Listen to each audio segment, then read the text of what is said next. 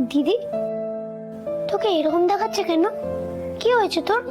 ঘন্টু, আমার কোষ্ঠীতে দোষ আছে। ও, এই ব্যাপার। এ তো দেবী মা 2 মিনিটে ঠিক করে দেবে, যেমন সবকিছু ঠিক করে। ঠিক বলেছিস ঘন্টু, দোষ কাটানোর উপায় কর্তামা বলে দিয়েছেন। কালই তো গ্রহ শান্তির পুজো হবে। দিদি, তুই রাতুল দাদাকে বিয়ে করবি, তুই খুশি তো?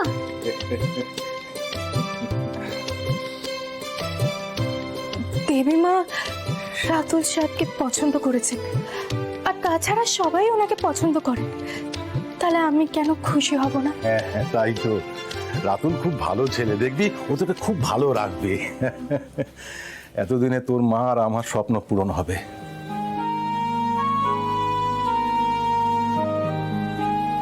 তোমার দেওয়া কথা আমি রাখতে পেরেছি গো। হ্যাঁ, আমি একটা ভুল করেছিলাম। কুসুমের বিয়ের জন্য আমি একটা কি বলবো বাজে ছেলেকে বেছেছিলাম, কিন্তু এবার কর্তামা কুসুমের জন্য নিজে পছন্দ করে রাতুলের মতো ভালো ছেলেকে বেছেছেন। তুমি ওকে আশীর্বাদ করো যেন খুব ভালো থাকে।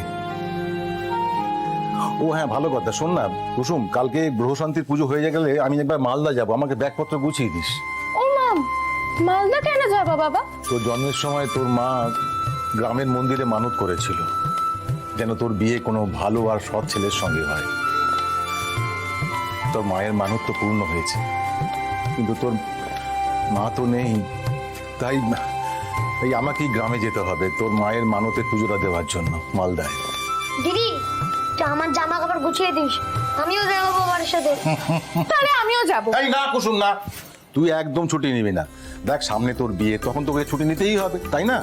তাছাড়া দেখ কুসুম, তুই পান্তাকে নিয়ে এতটা দূর যাবি আসবি, পান্তারও তো কষ্ট হবে, তাই না? হ্যাঁ দিদি, তুই এখানেই থাক, আমি আর বাবা বরঞ্চ ঘুরে আসি। আর মালদা থেকে তোর জন্য গুড় বাদাম নিয়ে আসবো। গুড় বাদাম? তাহলে এক কাজ কর, তুই আমার আর ঘন্টুর ব্যাগপত্র গুছিয়ে দে, ঠিক আছে? আমি একটু হাত মুখ ধুয়ে আসি। দিদি, একটা আমি কথা বলবো। বল। আমার না রাতুল সাহেবকে খুব ভালো লাগে, কিন্তু কিন্তু কি? উনি ছোট সাহেবের মতো হ্যান্ডসাম নয়। কাল অনুষ্ঠানেও ছোট সাহেবকে হিরোর মতো লাগছিল, হিরো।